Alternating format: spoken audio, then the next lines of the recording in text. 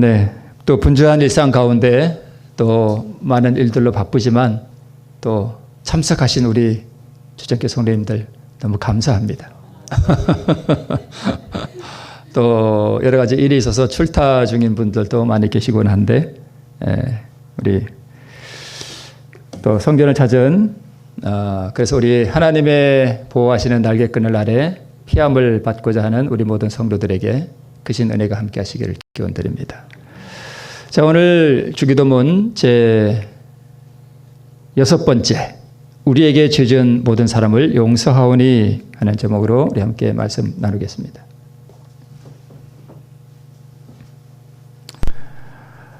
자, 우리 본문의 말씀은 누가복음 11장 4절에 있는 말씀입니다. 우리 앞에 나오니까 앞에 한번 보시면 됩니다. 자, 제가 읽겠습니다. 우리가 우리에게 죄 지은 모든 사람을 용서하오니 우리 죄도 사하여 주옵시고, 이런 기도를 우리 누가는 11장 4절에서 이렇게 기록하고 있습니다. 자, 용서가 무엇인가? 알듯하면서도 용서가 뭐지? 우리가 이렇게 좀 생각해 볼 수 있겠습니다. 자, 내일 안식일에는 이 지구상에 있는 모든 마귀들이 다 화성으로 소풍을 간답니다. 그러면 이 지구에는 뭐가 없어요? 마귀가 없죠? 마귀가 없어요. 자, 그러면 내일 하루 동안 마귀가 전부 다 하나도 남김없이 다 화성으로 가버리면 나는 내일 그러면 죄를 안 지을까요? 아니면 죄를 지을까요? 마음속으로 한번 이렇게 생각해 보세요. 제대로 맞으시면 믿음으로 말미암는 의를 잘 이해하시는 거고, 대답이 속으로도 틀리면 내가 그동안 헛들었나? 이렇게 한번 생각해 보도 되겠습니다. 자, 마귀가 내일 전부 다 화성으로 소풍을 가버리고 이 지구상에 마귀가 하나도 없으면 마귀가 유혹을 안 하니까 내가 죄를 안 지을 것 같죠? 네, 근데 죄를 짓습니다.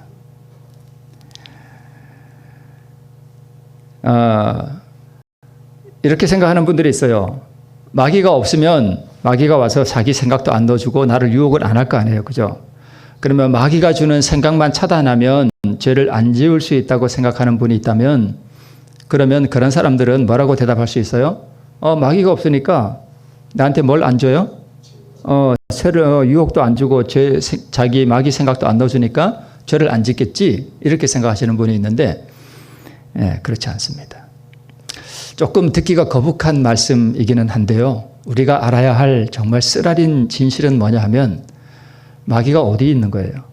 내 안에 있어요. 내 안에.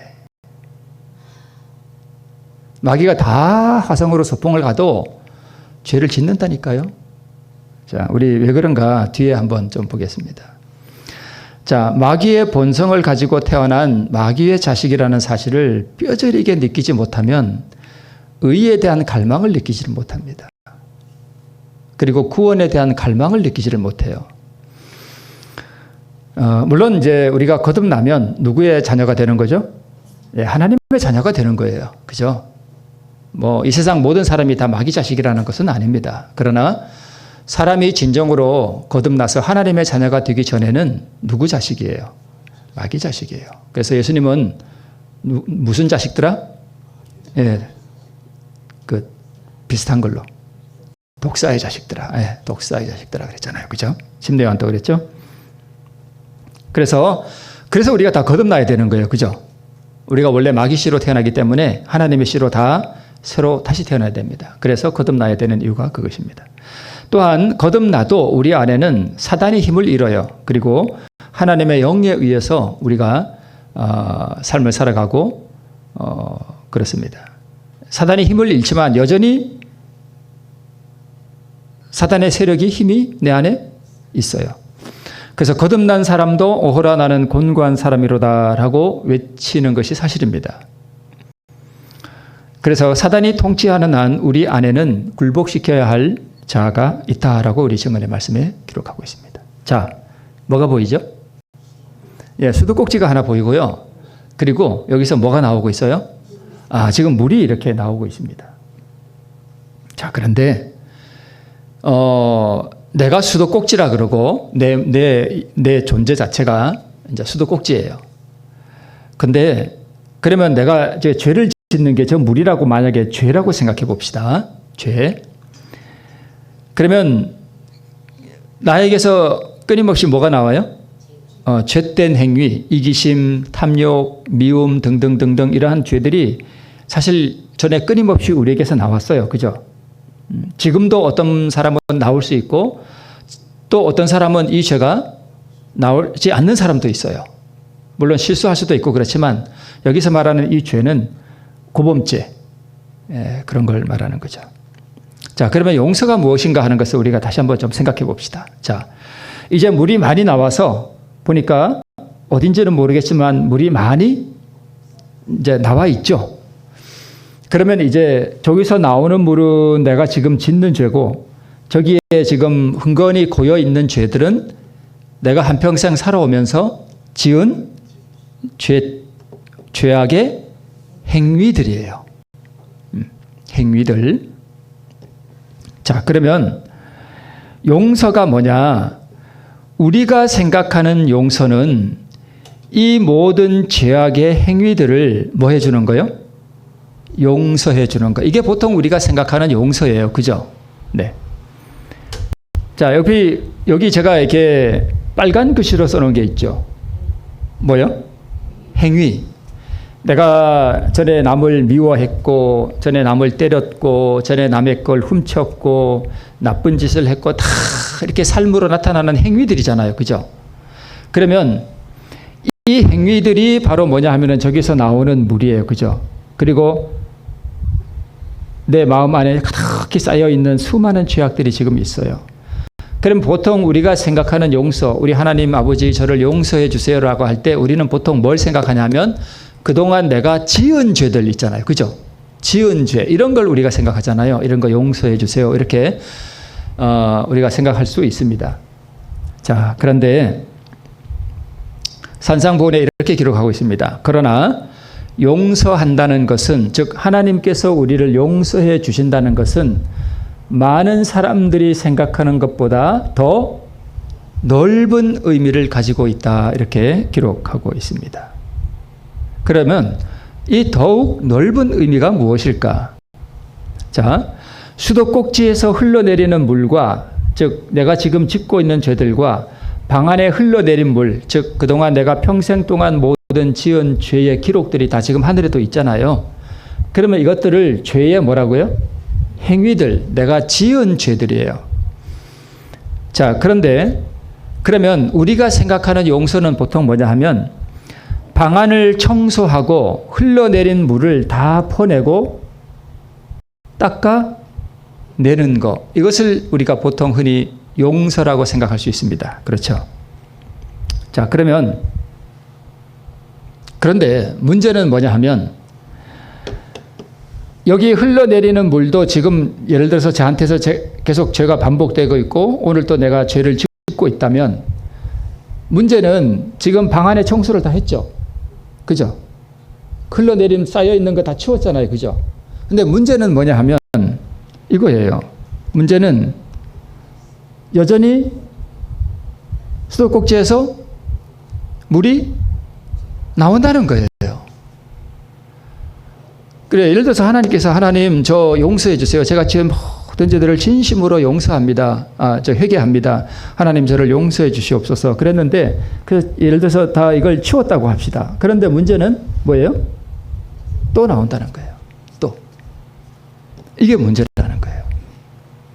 그래서 만약에 내게 이렇게 죄악이 수도꼭지가 매일마다 이렇게 물이 나와서 계속해서 죄악이 반복된다면 이 사람은 뭐 한 사람이 아니에요?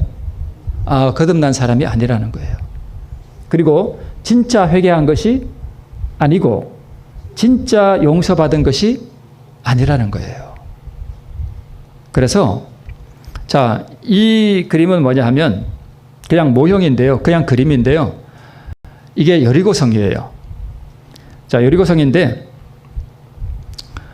엘리사 시대에 이 여리고성 사람들이 엘리사한테 와서 뭐라고 말하는가 하면 우리 주께서 보시는 바와 같이, 여기서 주는 하나님이 아니고 엘리사입니다. 우리 주께서 보시는 바와 같이 이 성읍의 터는 아름다우나 뭐가 좋지 못해요? 물이 좋지 못하므로 토산이 익지 못하고 떨어지나이다 라고 엘리사한테 와서 이야기합니다.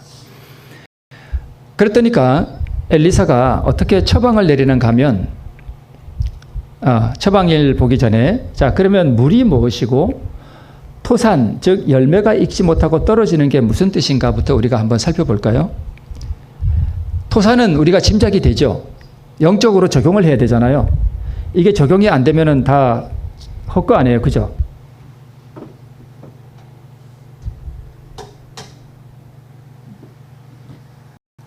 자, 그러면 여기서 말하는 토산, 성경에 보니까 갈라디아에서 보면은 성령의 열매, 이렇게 우리가 적용해 볼 수 있겠죠.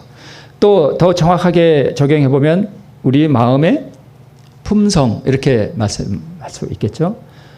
그러므로 여기에서 말하는 이 토산은 그리스도의 품성이에요. 그것이 내 안에 들어와서 열매를 맺어야 되는데 품성이 변화되지 않는단 말이에요, 내가. 그죠? 이렇게 적용해 볼 수 있겠죠. 그죠?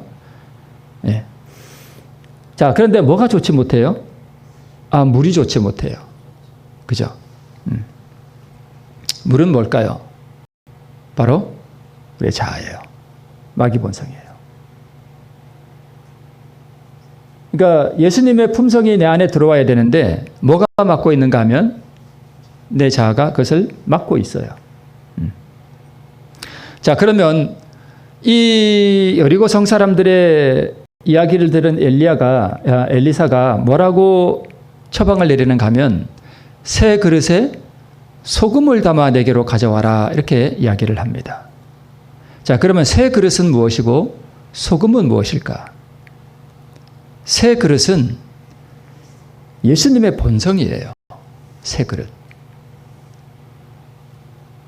소금은 뭐냐 하면 그리스도의 의가 바로 소금이에요.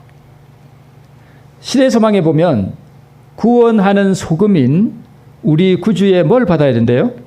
의를 받아야 된대요. 그래서 소금이 뭘 의미하는가 하면 그리스도의 의예요. 의를 상징해요. 자, 엘리사 시대의 여리고에 물이 좋지 못해서 열매가 맺지 않은 걸 우리 마음에 적용해 보면 우리 마음에 뭐를 받아야 되는 거예요? 그리스도의 의를 받으면 우리 마음속에 토산이 떨어질까요? 익을까요? 익겠죠. 자, 그래서 소금은 그리스도의 의를 얘기하고 이 예수님의 의는 우리처럼 죄악된 그릇에 담는 게 아니라 어떤 그릇이에요? 아주 새 그릇에, 흠 없는 깨끗한 그릇에 예수님의 그 의를 담아서 우리에게 주시는 거예요. 그죠? 그렇게 우리가 이해해 볼 수 있습니다. 자, 그 다음에 무슨 처방을 어떻게 내리는가 하면 가져와라 그랬더니까 여리고성 사람들이 곧 가져온지라. 이때 엘리사가 그 새 그릇에 담은 소금을 가지고 어디로 가는가 하면 그 여리고성의 물이 처음 시작되는 물 근원으로 나가서 소금을 그 가운데 던졌다, 이렇게 되어 있습니다. 그랬더니까 그 물이 고쳐져서 그 다음부터 열매가 잘 익었어요. 그죠? 그러면 이게 뭔 얘기예요? 예수님의 의를 우리 마음에 수돗물이 흘러내리는 데가 아니라 수돗물을 뭐 해주는데? 공급해주는 대로 갔다, 그 얘기예요. 공급해주는 대로. 그죠? 그래서 물 근원이 뭐냐 하면, 자, 여기 그림이 하나 있습니다. 자, 수도꼭지가 있죠? 그리고 수도꼭지에 지금 뭐가 흘러내리고 있어요? 네, 물이 흘러내리고 있습니다. 저거는 밖으로 드러나는 죄의 행위들이에요. 내가 화를 버럭 낸다든가, 뭐, 그런 우리 흔히 행하는 죄의 행위들 있잖아요. 저거는 보이게 흘러내리는 거예요. 근데 문제는 지금 이 수도꼭지가 어디에 연결되어 있어요?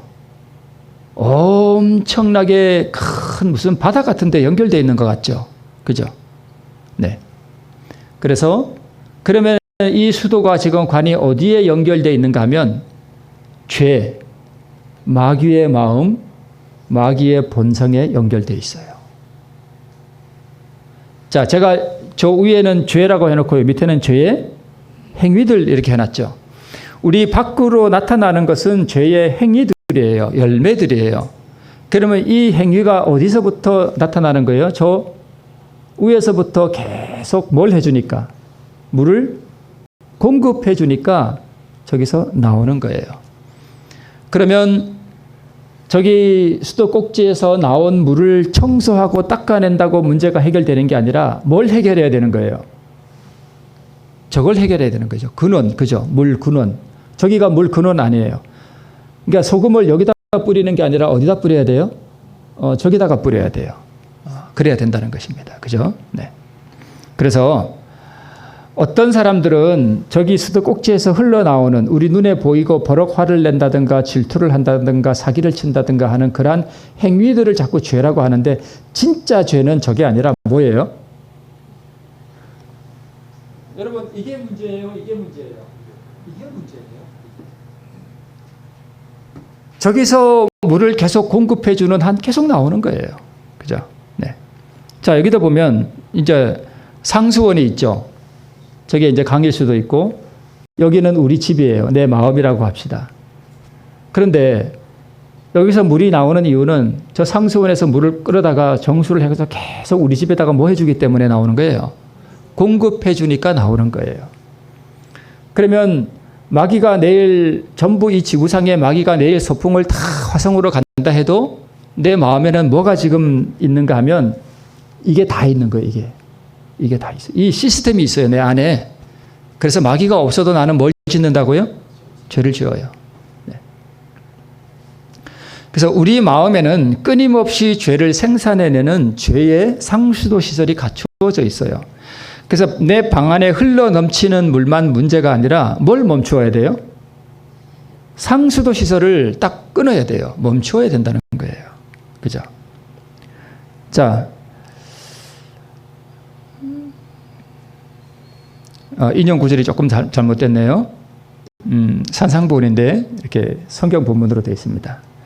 그러나 용서한다는 것은 많은 사람들이 생각하는 것보다 더욱 넓은 의미를 가지고 있다. 하나님께서는 널리 용서하시리라는 약속을 주시면서 마치 그 약속의 뜻이 우리가 이해할 수 있는 것보다 훨씬 더 높은 것처럼 이렇게 부언하신다. 여호와의 말씀에 내 생각은 너희 생각과 다르며 내 길은 너희 길과 달라서 하늘이 땅보다 높음 같이 내 길은 너희 길보다 높으며 내 생각은 너희 생각보다 높다라고 말씀하고 있습니다. 이어서 하나님의 용서는 단순히 우리를 정죄해서 면하게 해주는 사법적 행위가 아니다. 그것은 죄를 용서할 뿐만 아니라 죄로부터 완전히 돌아서게 한다. 마음을 변화시키는 것은 구원하는 사랑의 표현이다. 다윗은 하나님이여 내 속에 정한 마음을 창조하시고 내 안에 정직한 영을 새롭게 하소서 하고 기도했을 때 용서의 참뜻을 깨달았다. 그는 다시 동이서에서 먼 것 같이 우리 젓가락을 위에서 멀리 옮기셨으며 라고 말한다라고 산상보원에 기록하고 있습니다. 자, 여기서 뭘 보냐 하면 녹색 글씨. 다윗은 뭐라고 기도했어요? 하나님이여 내 속에 정한 마음을 창조하시고. 자, 여기 보면 이 정한 마음을 다윗은 어디다가 창조해 주시기를 기도한 거예요? 저 수도 꼭지에다가요? 어디예요? 저기다가. 새 마음을 저 근원에다가 새 마음을 창조해 놓으면 이 수도 꼭지가 죄의 물을 받는 게 아니라 무슨 물을 받아요? 의의 물을 받는다는 것입니다. 그러니까 용서라는 것에 그런 뜻이 있다는 것입니다.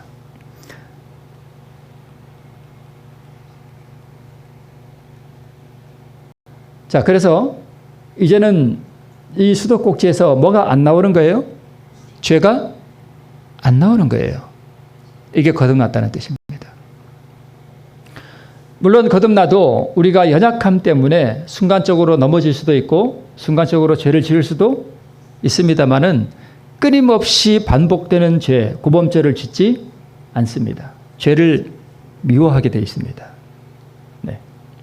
그래서 죄를 용서한다는 것은 무슨 뜻이냐면 치수장을 멈추는 거예요. 이것이 용서라는 것입니다. 즉 내가 지은 죄만 없애주는 게 아니라 어디를 끊어요? 죄가 나오는 통로를 하나님께서 끊어준다는 것입니다. 이것이 용서라는 것입니다. 세 번째 예수님이 이 땅에 세 번째 오실 때는 뭐를 다 멸하시는가 하면 저 죄가 나오는 셈의 근원을 다 멸해버려요. 물론 우리가 재림하기 바로 직전에 우리 주님께서 의로운 자는 그대로 의롭고 더러운 자는 그대로 더럽게 하라는 그 선고가 내릴 때 사실 우리 마음속에서 뭐가 끊어지냐면 저 셈인 근원이 끊어지는 것입니다. 그거 끊어주시는 거예요. 그리고 세 번째 사단을 멸할 때는 보다 근본적인 그 아주 맨 꼭대기 그 근원을 루스벨을 다 멸망시켜버려요. 네. 그래서 여러분 요거를 개념을 잘 한번 생각해 보세요. 내가 죄를 짓고 난 다음에 하나님 제가 죄를 지었습니다. 저를 용서해 주십시오 하라고 하는 것은 회개하는 것은 요것은 그리고 용서를 받았다면 이것은 칭의예요. 이게 거듭남이에요. 그런데 죄가 올라올 때 그 마귀 본성을 사용하지 않고 드리는 것이 뭐냐 하면 성화예요. 성화. 그리고 미운 사람에게 믿음으로 사랑의 행위를 나타내는 것을 용서라고 합니다. 자, 그러면 소금을 그 물, 여리고성의 물 근원으로 나가서 거기에 뿌렸다는 뜻은 뭐냐 하면 자, 아까 수도꼭지 생각해 보세요. 그 큰 바다 같은데 이게 연결되어 있는 수도꼭지에서 이제 우리가 느끼잖아요. 그러니까 내가 이게 수도꼭지를 탁 열어서 물을 쫙 틀 수도 있고 안 틀 수도 있어요. 그렇죠? 안 틀 수도 있고 틀 수도 있어요. 우리는 그 선택할 수 있어요. 물론 선택하는 힘이 아주 약해요. 사실 선택하는 능력도 없지만 이거를 탁 틀어서 지금 저 샘의 근원에서부터 화를 발하거나 뭔가 한번 뒤집을 엎고 싶은 거에 팍 쏟아지려고 할 때 이거를 물을 쏟아지게 할 것이냐 말 것이냐를 내가 뭐 할 수 있는가 하면 선택할 수 있다는 것입니다. 그래서 팍 나오려고 할 때 하나님 제가 이거 나오게 하는 거 원치 않습니다. 하나님 제 마음의 수도꼭지를 뭐 해주세요? 잠가주세요. 기도하면 그게 바로 샘 근원에다가 의를 뿌리는 거예요. 그게 성화예요.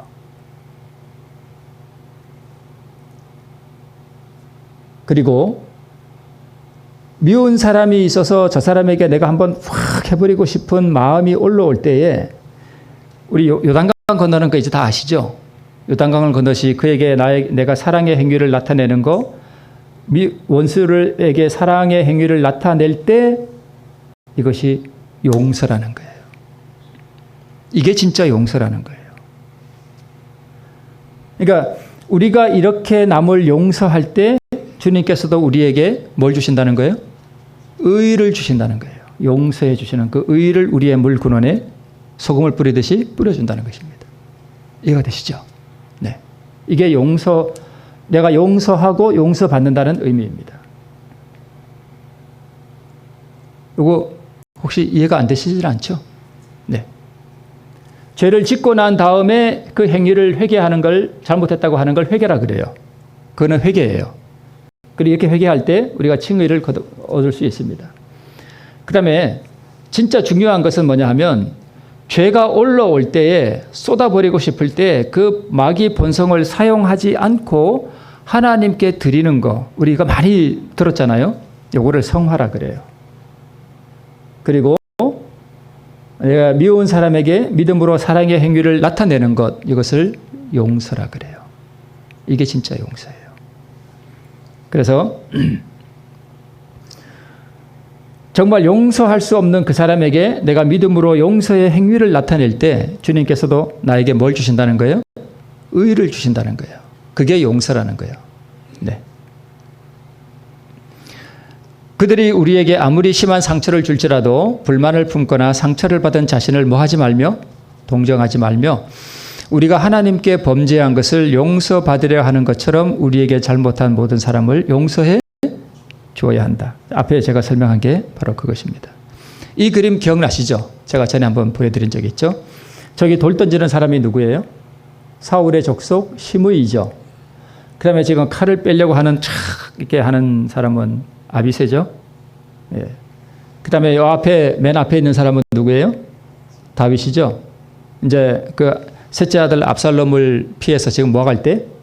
도망갈 때 저 시므이라는 사람이 와서 억울하게 진짜 막 돌 던지면서 저주했잖아요. 그때 아비새가 내 주여 가서 칼을 갖다가 저거 목을 땡강 치리까? 그랬더니까 다윗이 뭐라 그래요? 그러지 마라. 이게 지금 뭐 해준 거예요? 용서해 준 거예요. 그죠? 용서해 준 거예요. 나에게 잘못한 사람을 여러분 우리가 이런 상황을 맞닥뜨렸을 때에 다윗이 용서하기 쉬울까요? 내가 용서하기 쉬울까요? 다윗이 훨씬 어려웠어요. 왜냐하면 다윗은 지금 나라의 뭐예요? 왕이에요. 옛날의 왕은요. 말 한마디면 그냥 죽여요. 그래도 잘못이 없어요. 그게 왕이에요. 그런데 나는 칼을 빼가지고 죽이면 나는 어디 가요? 영창 가요. 그러니까 우리는 못해요. 잘 하고 싶어도 못해. 근데 다윗은 얼마든지 할 수 있음에도 불구하고 시므이를 뭐 해줘요? 용서해 줬습니다. 용서 개념이 이거예요. 나에게 원수 같은 사람, 나를 정말 이렇게 저거 하는 사람에게 칼을 빼가지고 다 한번 치고 싶지만 뭐 하는 거예요? 이걸 하나님께 칼을 뭐 하는 거예요? 하나님께 드리는 거예요. 이게 수도 꼭지를 탁 틀어서 그냥 폭발시켜버리고 싶을 때 하나님 제가 이거 틀고 싶지 않습니다. 제가 저 사람을 용서하겠습니다. 하고 하나님께서 이거 그 죄의 그 물이 나오는 것을 막아주시도록 기도할 때 하나님께서 그를 받으시고 내가 그를 용서한 것처럼 나도 그 하나님께서 뭐 해주시는 거예요? 용서해 주시는 거예요. 내가 다윗이 시므이에게 의를 베푼 거죠. 율법에 순종한 거예요. 원수를 사랑하라 하는 그 의를 베푼 거예요. 그죠? 그래서 시므이가 살았잖아요. 마찬가지로 우리가 이렇게 할 때 주님께서 우리에게 뭘 주시냐면 의를 주셔요. 그래서 우리가 사는 거예요. 용서의 개념이 이런 거라는 것입니다. 네. 자, 다윗의 마음에 진정으로 시므이를 사랑하는 마음이 있을 수도 있고 우리는 다윗의 마음을 모르니까 죽이고 싶은 충동이 있지만 용서하기로 선택했을 수도 있습니다. 제가 생각할 때는 의외 같아요. 그죠? 네. 그래서 형제를 용서한다는 것은 사랑의 행위를 나타내는 거예요. 그게 용서하는 거예요. 그죠? 요단강을 건너는 믿음의 행위죠. 이 행위를 할 때 우리 마음에 평화와 의가 임재하는 것, 이게 바로 내가 용서받는 길이라는 거예요. 혹은 이미 받은 의가 나로 하여금 형제를 진정으로 용서하게 해요. 내가 그렇게 믿음의 행위로 형제를 용서할 때 주님께서 물론 또 의를 주시지만 내가 받은 예수님의 은혜, 하나님의 그 의를 가지고 정말 사랑하는 마음으로 그 사랑의 행위를 나타낼 때도 하나님께서는 우리를 의인으로 여겨주신다는 것입니다. 자, 이제 이 그림이 뭔지 아시겠죠? 왼쪽에 저 보니까 금이 엄청 많죠? 1만 달란트 빚진 자가 왕에게 뭐 받은 거예요? 용서받은 것입니다. 그런데 이 사람이 가다 보니까 누가 자기 동관 하나가 자기한테 100데나리온 빚을 졌는데 안 갚아? 그러고는 감옥에 넣었죠? 그러니까 사람들이 민망해가지고 저 왕한테 가서 1만 달란트 용서받은 사람이 가서 자기 동관을 옥에 넣었나이다. 그러니까 저 왕이 이 사람 다시 부르죠. 내가 너 용서해줬는데 너는 왜 네 형제를 용서해주지 않냐? 이렇게 묻잖아요. 그죠? 그래서 저 사람은 옥에 들어갔습니다. 자, 내게 베푸신 은혜, 내가 받고 누리는 은혜를 가만히 생각해 보면 내 형제에게도 은혜를 생각하고 내 형제에게도 용서를 베풀 때 온 우주 앞에서 내가 용서받은 사람이라는 것을 온 우주 앞에 뭐 하는 거예요? 증거하는 거예요. 만약에 이렇게 안 하면 하나님께서 나에게 용서를 해주셨더라도 하나님께서 나를 용서받은 사람으로 여겨주실 수가 없어요. 그러면 불의한 하나님이 되니까. 네, 그런 뜻입니다. 자, 이제 마지막으로 자, 우리 그 1만 달란트 그 본문을 읽고 한번 마칠게요. 이에 주인이 저를 불러다가 말하되 악한 종아 내가 빌기에 내가 내 빚을 전부 탕감하여 주었거늘 내가 너를 불쌍히 여김과 같이 너도 내 동관을 불쌍히 여김이 마땅치 아니하냐 하고 주인이 노하여 그 빚을 다 갚도록 저를 옥졸들에게 붙이니라. 저희가 각각 중심으로 형제를 용서하지 아니하면 내 천부께서도 너에게 이와 같이 하시리라. 용서는 네가 나한테 그랬지? 아유 그래 내가 용서해 줄게. 속으로 말로 이 자식 이러면서 그래, 내가 용서해 준다. 이거는 용서가 아니죠. 그죠? 용서가 아니에요. 용서는 아까 다윗처럼 시므에게 죽일 수도 있지만 칼을 집어넣으라 그러잖아요. 그러지 말라 그러잖아요. 그게 사랑의 행위를 나타내는 거예요. 그게 진짜 용서해 주는 거예요. 그죠? 네. 그 용서의 의미가 그렇다는 것입니다. 그렇게 하는 것이 바로 그렇게 할 때 예수님께서 그분의 의, 그 소금을 어디다가 넣어요? 네? 내가 올라오는 거를 사용 안 했잖아요. 그 근원에서부터 나오는 거 사용을 안 했잖아요. 그러면 예수님의 그 의를 나에게 어디다가 넣어주시냐면 내 샘 근원에 마귀 본성을 빼내고 거기다가 그분의 의를 집어넣어 주셔요. 이해가 되시죠? 네. 단순히 어떤 행위를 용서해 주는 게 아니라 그런 깊은 의미가 있다 하는 것을 우리가 오늘 나누었습니다. 자, 우리 다시 한번 형제를 중심으로 용서할 수 있는 또 우리가 그리스도께로부터 용서받은 그 깊은 은혜를 생각하시고 내가 평생 동안 죄를 지었을지라도 길이 참으시고 내게 자비를 베푸신 그 예수님의 은혜를 생각하시면서 우리도 우리 형제에게 사랑의 행위를 나타낼 수 있는 그래서 나도 용서하고 또 주님께로부터 용서함을 받는 우리 모두가 되시기를 기원드리면서 말씀을 마치겠습니다.